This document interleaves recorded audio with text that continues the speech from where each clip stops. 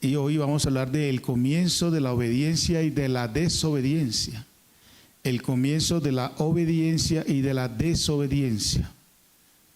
Para que tengamos claros el marco de referencia escritural al respecto de lo que nos corresponde, de la decisión que tenemos que tomar. Obedecemos o desobedecemos, y de igual manera así tendríamos que tomar o recibir las consecuencias de lo uno o de lo otro. ¿Sí? Así que les invito a que por favor se ubique en su asiento, en su silla, pero también tenga abierta su Biblia en el Evangelio, en el Génesis, Génesis capítulo 2. Génesis capítulo 2. ¿Sí? Ahí estamos.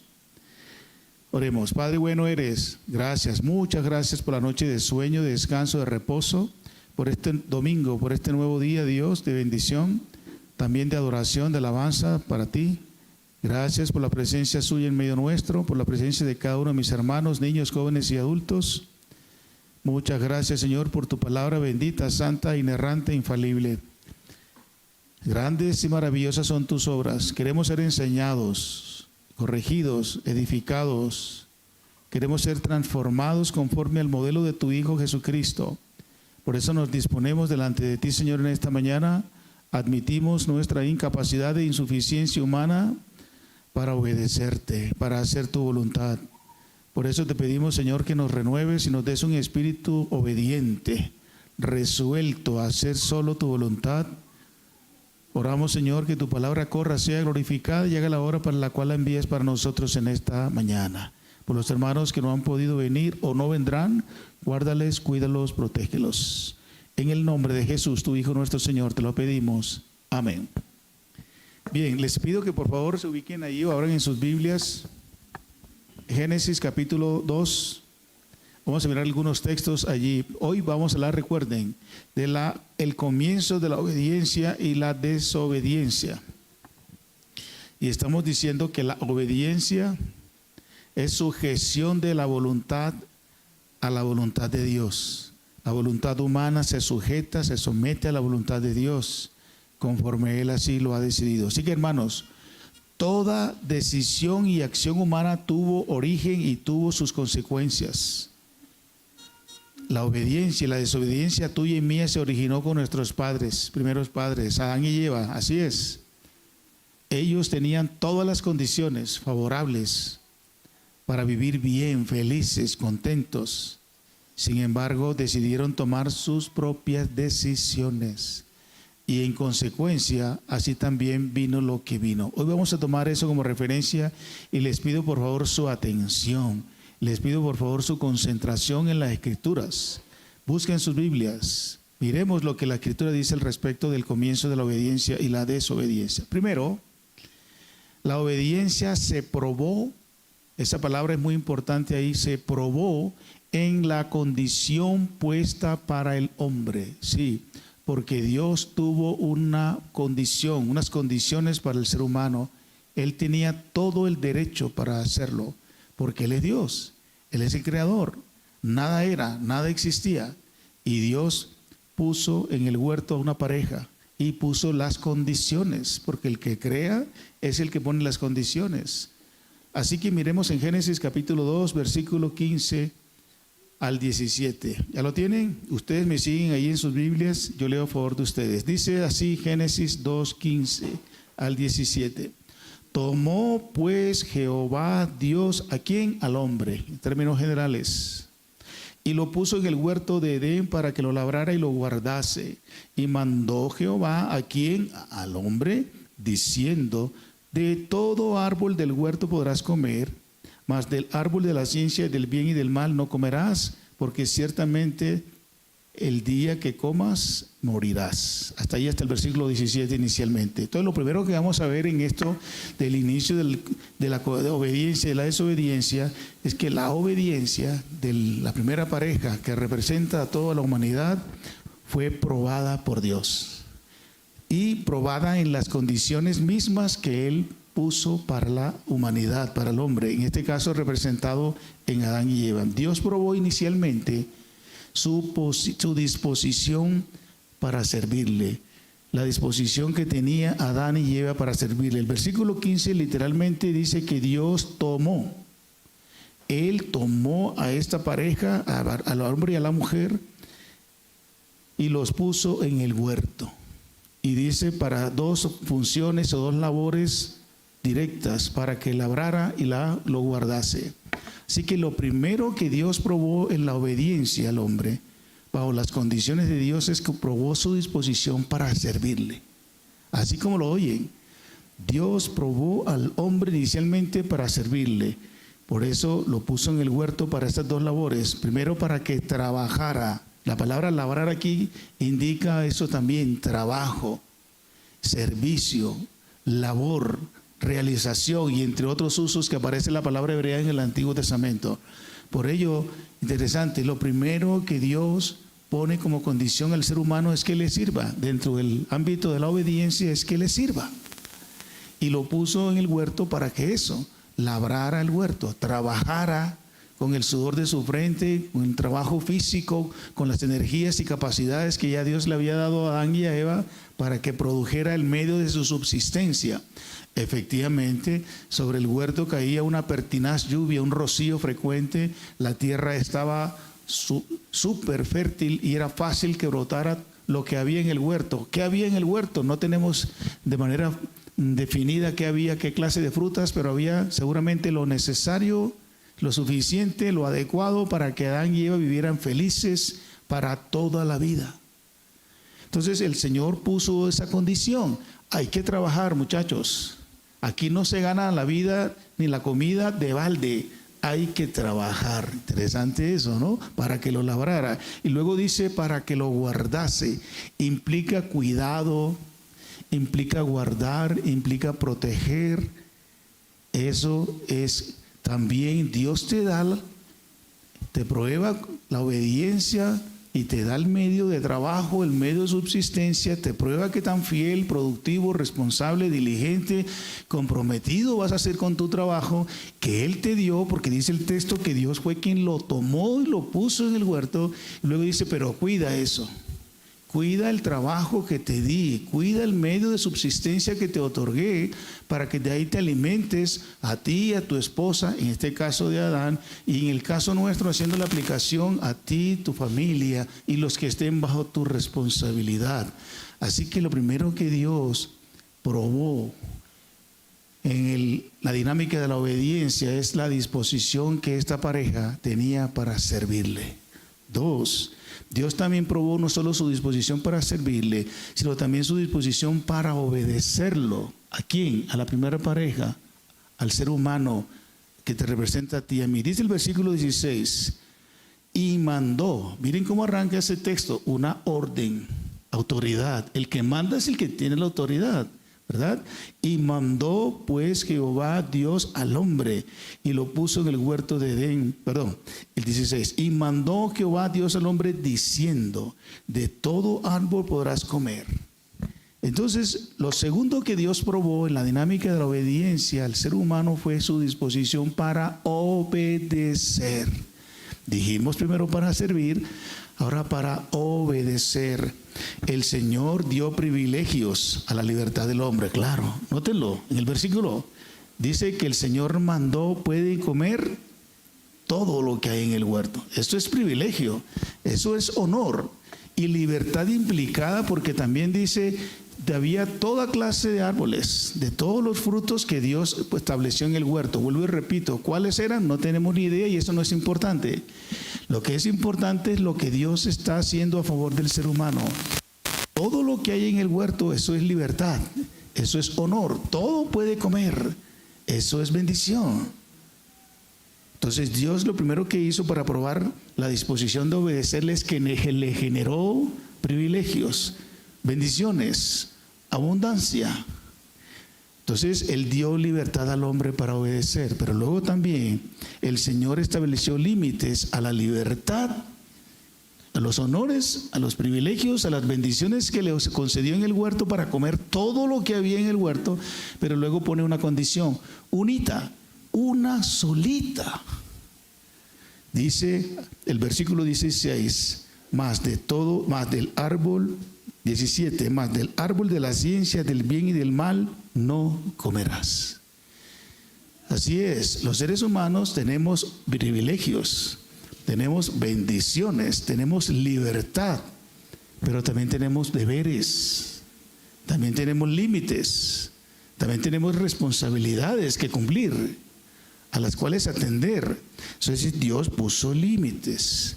Los límites no son malos, muchachos, niños, jóvenes, adolescentes, adultos. Las condiciones no son malas. Los límites, las condiciones, las reglas, las normas son buenas. Nos protegen, nos dan un marco de referencia. En la libertad que tenían ellos en el huerto, había un marco de referencia por protección, por bendición, por el cuidado que el mismo soberano sabía que el ser humano necesitaba aprender a obedecer por convicción. En medio de la libertad que tenía, todo podía comer. Dios lo que quiso probar fue su disposición para obedecer. Por eso no somos por naturaleza ahora en el pecado rebeldes, porque no nos gustan que nos pongan límites, no nos gusta que nos pongan reglas, no nos gustan que nos prohíban nada. Y ustedes saben qué pasa con eso. Cuando no hay leyes claras, cuando no hay límites establecidos, cuando no hay ciertas barreras, cuando no nos estorban para que hagamos lo que nos dé, eso mismo, ustedes saben qué hacemos. Nos desbordamos, nos desordenamos, y los honores y deberes y privilegios los pasamos por alto, y lo que hacemos es derrochar la libertad que el Señor nos ha dado. No nos gustan los deberes, nos gustan es que nos den, que nos den, que nos den. Nos gustan los privilegios, no nos gusta cumplir con deberes. Tener que levantarnos temprano, tener que guardar los zapatos, niños, tener que recoger el reguero de juguetes, tener que hacer oficios, tener que ir a trabajar, etcétera, etcétera, son deberes, pero son correctos, son buenos, porque eso nos bendice, nos estructura el carácter, nos enseña a obedecer. Desde el principio fue así. Por eso estamos hablando del comienzo de la obediencia y de la desobediencia. Dios probando la disposición para servirle, Dios probando la disposición para obedecerlo. Y 3, Dios probó la obediencia bajo la condición puesta por el Señor Dios. Probó ahora su disposición para creerle. Miren la progresión, muchachos, a ver. Miren la progresión de lo que estamos analizando en el texto 15, 16 y 17. Primero Dios prueba su disposición para servirle. Ahora para obedecerlo. Ahora su disposición para creerle. Dice el versículo 17, la segunda parte. Porque el día que de él comieres, ciertamente morirás. Morirás. Escuchen eso. Hermano, ¿están leyendo conmigo el texto? Morirás. Pero es que no había muerte. ¿Se puede pensar en eso? Cuando Adán y Eva, ellos dos solos, en la inmensidad del huerto, en la hermosura y belleza del huerto, el concepto, la imagen, la experiencia de la muerte era inexistente. ¿Sí se han dado cuenta? ¿Cuál muerte? Si no existía la muerte. Nadie se había muerto. No había en su depósito mental el tal concepto de muerte. ¿Y quién inserta en la mente de Adán y Eva el concepto de muerte? El Creador, el Dios de la vida y el Dios de la muerte, el omnisciente, el infinito, el eterno. Ahora bien, por eso estoy hablando que en esto del inicio de la obediencia, Dios probó ahora su disposición para creerle. ¿Qué? ¿Creerle qué? Creerle algo que aunque era inexistente a la experiencia humana de ellos, si lo dice Dios, si lo dice el Creador, hay que Hay que creerle. ¿Sí se habían percatado? Cuando Noé, voy a ponerles un ejemplo del concepto de fe y de creer lo que Dios dice aunque no exista, aunque no lo veamos. Cuando Noé fue, dice Hebreos, cuando Noé fue advertido del juicio, del diluvio, de cosas que no se veían. ¿Si has leído el texto? De cosas que no se veían. Diluvio. Nunca había habido un diluvio. Ese concepto de diluvio, de inundar toda la tierra, eso era inexistente, irreal humanamente hablando. Pero como lo está diciendo Jehová Dios, ¿qué hizo Noé? Y porque le creyó, fue declarado ¿qué? Fue justo. La Biblia habla de Noé como el único justo que había de la época. Y por eso fue salvado con sus hijos, las esposas de sus hijos y su esposa, 8 personas solo en el arca. Si se percatan que aquí Dios ahora está probando su disposición para creerle. Cuando Dios te dice algo, créele. No, eso no me va a pasar. Nada, nunca ha pasado. Yo lo he hecho otras veces o he visto que fulano y fulano lo hacen. Eso aquí no ocurre. Ojo con eso. Así no funciona la fe. ¿Qué dice Hebreos sobre la fe? Que la fe es ¿qué? La certeza de lo que se espera. ¿La convicción de qué? ¿Sí se dan cuenta? La articulación que tiene todo el Sagrado Manual, la convicción plena, absoluta de lo que no se ve. La muerte no se veía. No existía tal cosa en la vida de Adán y de Eva. Y el Señor le dijo, ciertamente el día que de él comas, morirá. Si Dios lo dice, crea. Si Dios lo manda, obedezca. Si Dios te lo pide, sirva. Eso es, Dios probó la obediencia bajo las condiciones que Él puso para el hombre en Génesis. Eso es lo que quiero que reflexionemos en esta mañana nosotros también. A ti y a mí, a nosotros también nos está probando Dios para servirle, para obedecerlo, para creerle diariamente. ¿Cuál es tu decisión diaria? 2. La desobediencia se vio en la decisión resuelta del hombre. Primero dije, la obediencia se probó en la condición puesta al hombre. Ahora, la desobediencia, ya no la obediencia, la desobediencia se vio, se evidenció en la decisión resuelta, decidida, o resuelta mejor para no redundar, del hombre. Primero, se rebeló, el hombre se rebeló contra la veracidad de la palabra de Dios. El ser humano, Adán y Eva, se rebelaron contra la veracidad, es decir, con la calidad de verdad de lo que Dios había dicho. Capítulo 3, versículo 1. Ahí estamos. Pero la serpiente era astuta, más que todos los animales del campo que Jehová Dios había hecho, la cual dijo a la mujer, escuchen esto por favor, con que Dios ha dicho, no comas de todo árbol del huerto. Voy a leerlo de esta forma.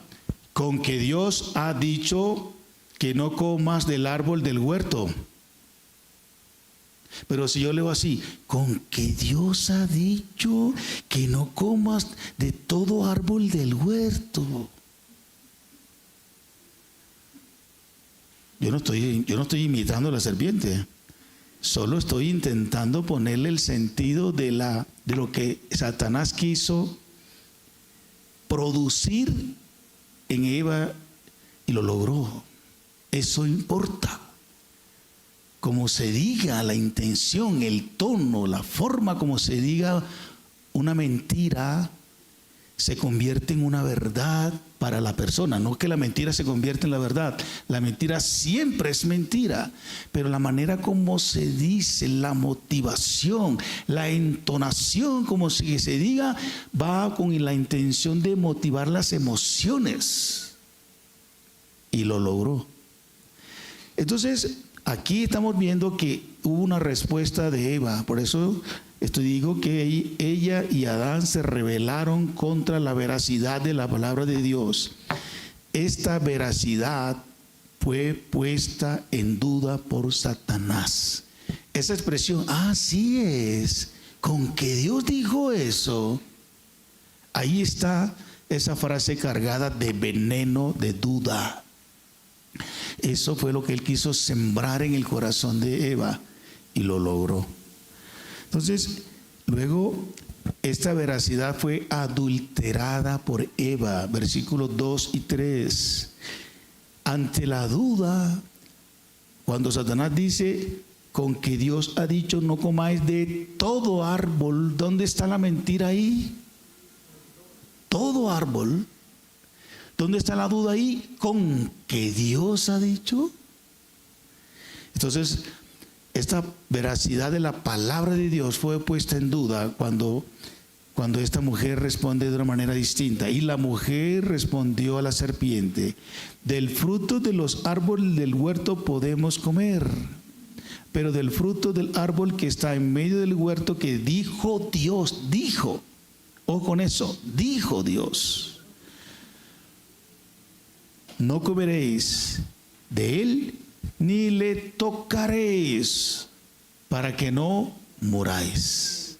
Entonces, ahí vemos efectivamente que lo que está aquí en tela de juicio es lo que se ha dicho, la palabra, la calidad de la palabra dicha. Una, la dicha por el Creador, por el Altísimo, por el Supremo, por el Eterno, por el Majestuoso de los cielos.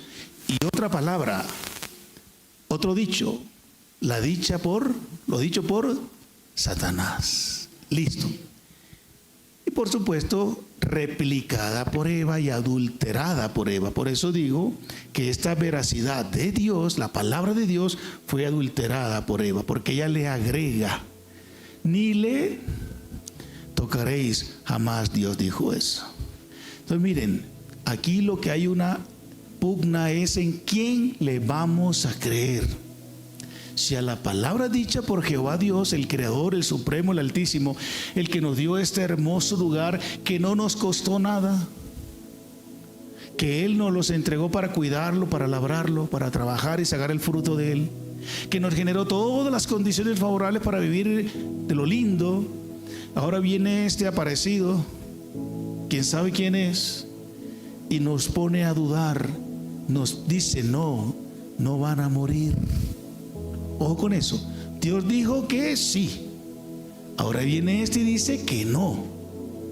Ellos tenían que tomar una decisión, ¿a quién le vamos, a quién le voy a creer? Si se dan cuenta que la rebelión aquí ahora se presenta es contra la veracidad de lo que Dios dijo, y sea Dios veraz y todo hombre mentiroso. La verdad auténtica, pura, santísima, solo viene de Dios. El diablo es padre de mentira desde el principio. Jesús dijo, cuando miente, de suyo miente, es decir, de su propia naturaleza, porque Él es el padre de la mentira. Y aquí dijo, todo árbol, y no morirás. Rubricar la verdad de Dios o a denigrar de la palabra de Dios, a rebelarnos contra ella o a obedecerla. Esta mañana tienes que tomar una decisión. Tenemos que tomar una decisión. ¿A quién le vamos a creer? Y de tu decisión también se manifestarán las consecuencias. Esta veracidad fue adulterada también por Satanás. Versículos 4 y 5. Entonces la serpiente dijo a la mujer, no morirás. Dios dijo, sí van a morir. Versículo 5. Si no sabe Dios que el día que comáis de él serán abiertos vuestros ojos y seréis como Dios, sabiendo el bien y el mal. No solo con la verdad de la palabra de Dios, lo dicho por Dios, lo dicho por Satanás, ellos tenían que tomar una decisión, se rebelaron contra lo dicho por Dios y le creyeron a Satanás, pero también ahora se rebelan contra la autoridad de la palabra de Dios. La mujer fue persuadida a rebelarse a la autoridad de Dios. Versículo 6, la primera parte. Y vio la mujer que el árbol era bueno para comer y que era agradable a los ojos y árbol codiciable para alcanzar la sabiduría, y tomó de su fruto y comió y dio también a su marido, el cual comió como ella. Hay varios verbos ahí bien claves, no tenemos tiempo para desarrollarlo cada uno en particular. Ustedes los pueden, que lo notaran. Aquí hay una rebelión flagrante y decidida contra la autoridad de Dios. Ahora se interesó en ese árbol, en ese fruto, que antes veía y pasaba desapercibida porque Dios le había dicho que nada que ver con eso. Mira, ya están los demás, cojan y coman y sáciense. Hasta ahí todo bien, pero no fue hasta que Satanás hizo su intervención a través de la serpiente y sembró en ella esa duda, esa codicia en que ella vio. ¿Si notan la primera acción? ¿O es que antes ella no había visto el fruto, no había visto el árbol? Claro, claro. Ella dice misma, Dios nos ha dicho esto y esto del fruto que está, del árbol que está en el medio. Note que ahora ella le dedica su atención y lo ve y se acerca y dice, inteligencia, ¿se da cuenta? Raciocinio, ¿se da cuenta? Cuando dice y vio y dijo, ese fruto es bueno, lo calificó como bueno. Entonces Eva sí sabía, si tenía conocimiento. Dios nunca coartó el conocimiento de ellos. Bueno, agradable a los ojos, bonito, dice, pudiéramos decirlo, bonito a los ojos. No sabemos qué era. Aclaro, aquí los presentes no tiene nada que ver con una manzana. Pudiera ser, pero no dice la Biblia que era una manzana. Y luego dice que lo codició. Noten la progresión de la desobediencia. Primero va y se acerca, lo ve, primero le presta la atención, luego se acerca y lo observa detenidamente y ve que es bueno, agradable, bonito a los ojos, y luego lo codicia, lo toma, come, y no se queda con el comer ella sola, sino va y también le da a su compañero de vida, a su esposo, a su amado Adán. Mira, este fruto es bueno. Ella decidió que era bueno. Ella decidió que era bonito. Ella decidió que era agradable, que era codicioso. Ella decidió que era para alcanzar sabiduría. Y decidió involucrar a su marido también. Pensó, tuvo tiempo para pensar eso. Así progresa el pecado en nuestro corazón. Por eso dice la palabra de Dios en Santiago, que cuando el pecado llega a nuestra mente, a nuestro corazón, cuando somos tentados, el pecado cuando se recibe en el corazón, cuando ya le dimos lugar en el corazón, ya pecamos.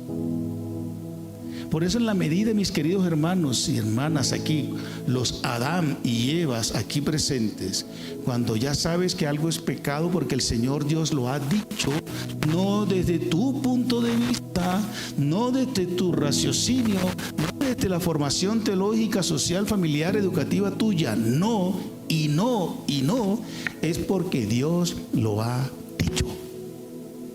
Porque Satanás no se te va a aparecer en una serpiente. ¿O sí? ¿Ustedes qué piensan? Aunque por ahí hay muchas serpientes, Satanás no se te va a presentar en forma de serpiente, con cachos y cola roja puntúa. Él se presenta de muchas formas, a través de muchas tentaciones. Pero si conoces a Dios, si andas con el Señor Dios, si caminas con Él, si lees su palabra, si atiendes su palabra, si oras, si aprovechas los espacios de formación, si vas de la mano con Dios, te va a dar la capacidad de distinguir dónde está la tentación. Y cuando Él te ofrece el fruto de pecado que hay por doquier, tú vas a distinguirlo y ni siquiera debes acercarte a verlo, verla, Porque ya tú sabes que Dios te dijo no.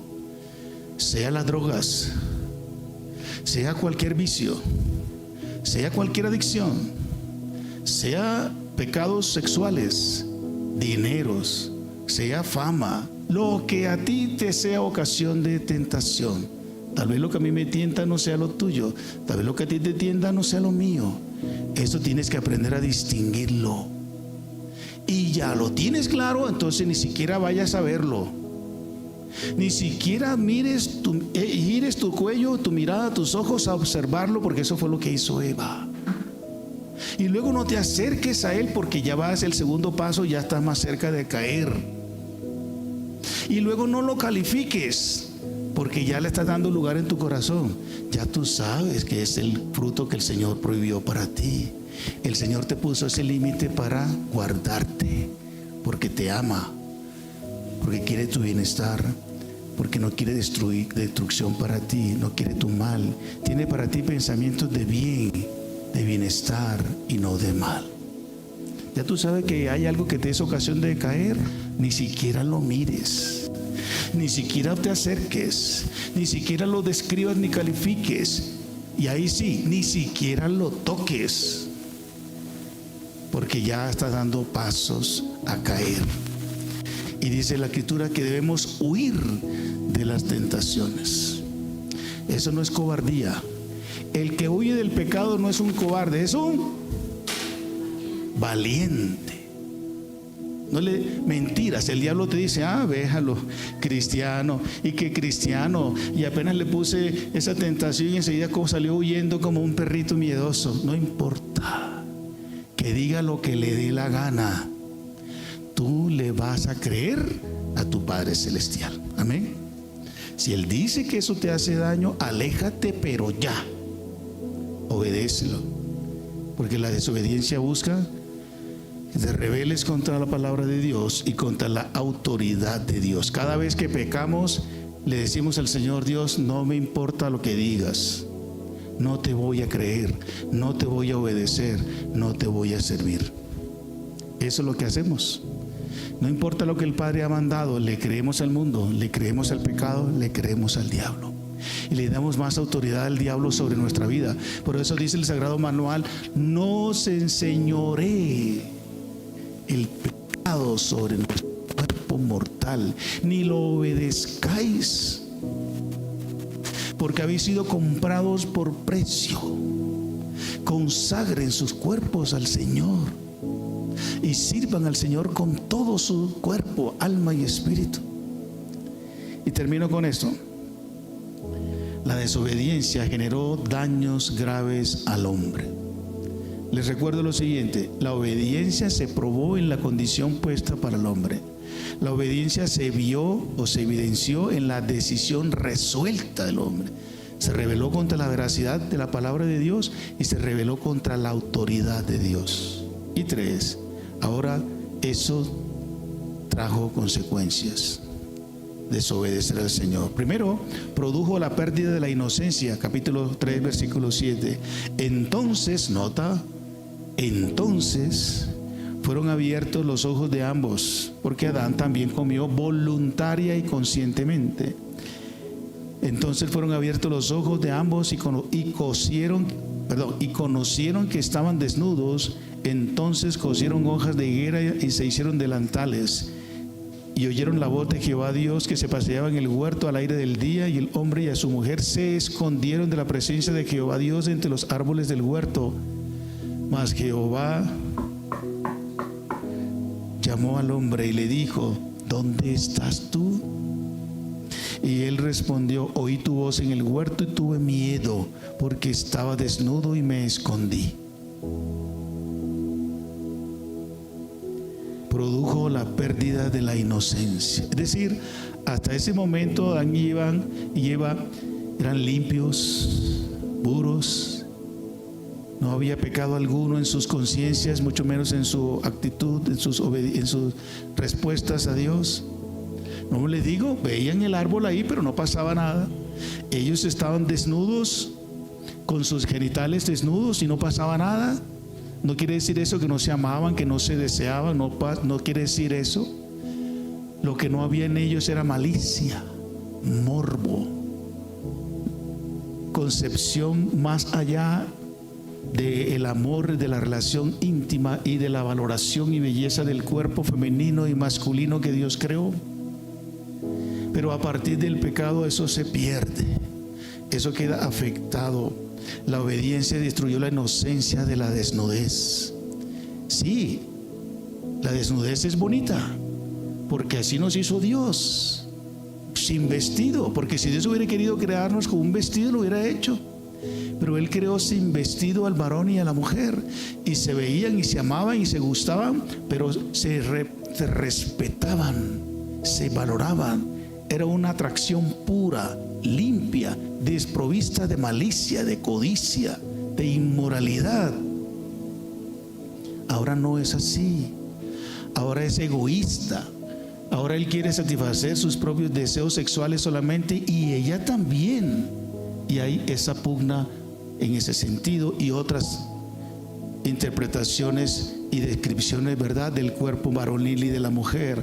Eso fue por ocasión de la desobediencia. La desobediencia creó los mecanismos para cubrir la culpa. ¿Cómo lo vemos aquí? Dice el texto: se cosieron hojas de higuera y se hicieron delantales para cubrirse sus genitales. Y no sabemos también en el caso de la mujer sus senos. ¿Por qué? ¿Por qué? Si no había más nadie por ahí viendo.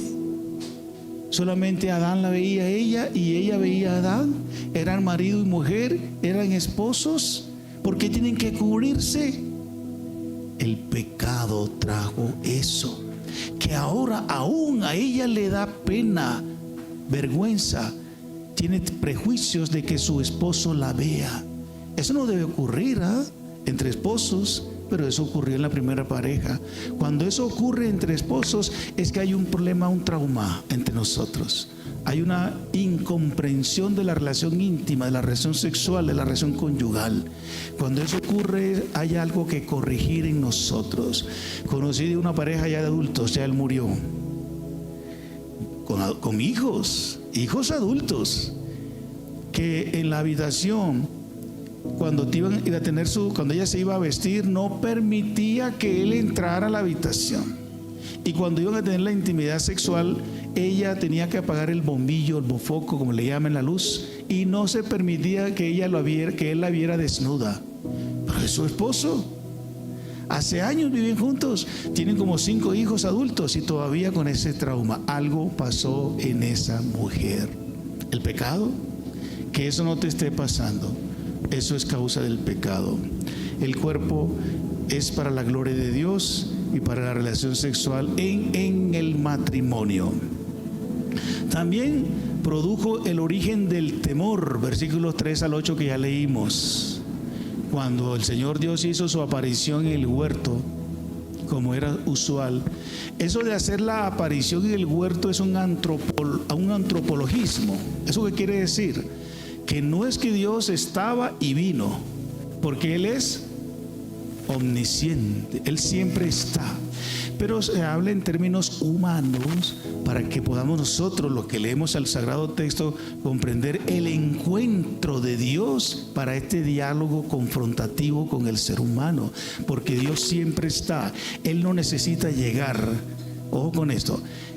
Y cuando Dios le dice, ¿dónde estás tú? Ese también es otra expresión antropológica para que comprenda el momento en que el Señor Dios los va a acarear, los va a confrontar, los va a renovar. Porque Dios sabía dónde estaba. Nadie se puede esconder de Dios. Pero Adán y Eva creyeron, el pecado los engaña ahora haciéndoles creer que se pueden esconder de Dios. Este es otro daño grave del pecado, de la desobediencia. Produjo el origen del temor. Antes no existía tal cosa. Ellos veían, hablaban con Dios en el huerto en la tarde cuando Dios aparecía y no pasaba nada, porque el pecado no había hecho daños en su conciencia.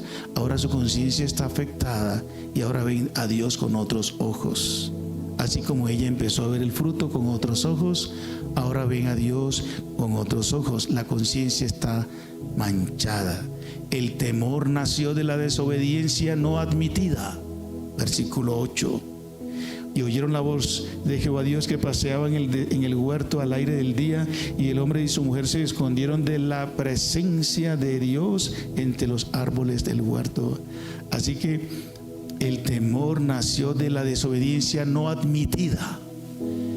¿Qué correspondía hacer? Aquí estamos, Padre. Aquí estamos, Jehová Dios. Sí, tenemos miedo, sí. Nos rebelamos contra tu palabra y autoridad, sí. Pero ellos no lo hicieron así. Ellos no lo admitieron en primera instancia y se fueron a esconder. Eso hace el pecado en nosotros. Lo que primero nos lleva es a no admitir los errores, las faltas, el pecado, la agresión, el pecado que hemos cometido. Y salimos a escondernos con argumentos. Nos aislamos. No hablamos con la pareja, no hablamos con los hijos con los padres. No dejan de venir a la iglesia, como en esta mañana nos están votando, por ejemplo. Eso no sucede. Cuando cometemos una falta, inicialmente no estamos preparados para admitirla, y nuestro temor, nuestro miedo, nuestro orgullo nos hace huir de la presencia de Dios, de la luz, para que quedamos evidenciados, como dice 1 de Juan 1, del 5 al 10. Así las cosas, hermanos. En la desobediencia produjo el origen del pecado, del temor. Y el temor también malo generó el miedo ante la presencia de Dios, versículos 9 y 10. Porque Dios quería que le tuviéramos temor, sí, pero un temor de reverencia, de respeto, de adoración, de obediencia. Que nos asombráramos ante la majestuosidad del Omnipotente, pero que teníamos una relación íntima con ellos, y eso no les producía miedo alguno, porque ellos no temían que Él les iba a hacer daño, sino que Él los bendecía. Pero el pecado distorsiona el concepto de Dios, de la gracia, de la bondad, del cuidado, de la provisión de Dios. Ahora el hombre entra en miedo con Dios porque piensa que Dios les va a destruir, les va a acabar, y por ello ahora tienen miedo ante la presencia del Altísimo y salen huyendo. Y 3, también la desobediencia produjo la negación de la responsabilidad, versículos 11 y 13. Y Dios le dijo: ¿quién te enseñó que estabas desnudo? ¿Has comido del árbol que yo te mandé no comieses? Yo no creo que el Señor Dios lo hizo con dureza para generarles miedo. No creo. La idea del texto hebreo no da esa impresión. Y el hombre, Adán, respondió: la mujer que me diste por compañera me dio del árbol y yo comí. Yo no tengo culpas. Tú me la diste. Así. Entonces el Señor mira a Eva. Entonces Dios dijo a la mujer: mujer, ¿qué es lo que has hecho? No, tampoco con dureza, tampoco con dureza. Y la mujer: la serpiente me engañó y comí. Yo tampoco soy culpable. Entonces pusieron en aprietos a Dios, ¿ah? ¿Ustedes creen? No, que va. El Señor todo lo tenía premeditado y controlado. Nadie pone aprietos a Dios. Él es omnisciente, perfecto en todas sus determinaciones. Esas preguntas, mis hermanos, que aparecen desde el versículo 11 y 12, tienen como propósito hacer a Adán y a Eva sobre lo que han cometido. No que Dios no lo sabía, Él sabe todo. Cuando Dios te lleva a confrontar con su palabra a través de otros, no es porque Él quiere saber lo que ya Él sabe, que tú crees que Él no sabe. Él lo sabe todo, pero te pregunta para llevarte a reflexionar. Te confronta para llevarte a tomar decisiones distintas y mejores a las que has tomado, que te han llevado a esa falta, a ese grave pecado. Él no te confronta para hacerte daño, para destruirte. Son preguntas reflexivas para que cambies, para que mejoremos, para que provocar arrepentimiento y restauración. Pero ¿qué hace Adán y Eva? No admiten la culpa y echan la responsabilidad a otro. Y así pasa hoy día también. Cuando no hay un genuino sentido de arrepentimiento, como en este caso, buscamos culpables en otro. Eso lo ocasionó el pecado. No admitir y buscar responsables en otros. La próxima vez que peques, ojalá que no, el primero que vas a buscar responsable es en ti misma, en ti mismo. Ya está bueno de estar echando la culpa a tus padres. Ya está bueno de estar echando la culpa a tus ancestros. Ya está bueno de estar echando la culpa a tu mujer. Ya está bueno de estar echando la culpa a tu esposo. Y ya está bueno de estar echando la culpa a las circunstancias, como en el caso de Eva. La serpiente era una circunstancia, porque entró y salió. Era algo temporal. Ya está bueno de estar culpando a los demás por tus propias decisiones necias, irresponsables y desobedientes. Vamos a admitir que nadie me obliga a pecar. Yo decido voluntariamente pecar. Lo que corresponde entonces es arrepentirnos de todo corazón, resolver creerle a su palabra, a su autoridad y a la persona de nuestro Dios, para que el daño no siga siendo más deterioro en nuestra vida. Concluyo con esto. Queda demostrado que el sagrado manual de Dios, por el sagrado manual de Dios, que la obediencia al Creador siempre resultará en vida y abundante bendición de su parte sobre ti, pero no así desobedecerlo, que nos generará grande pérdida y graves consecuencias.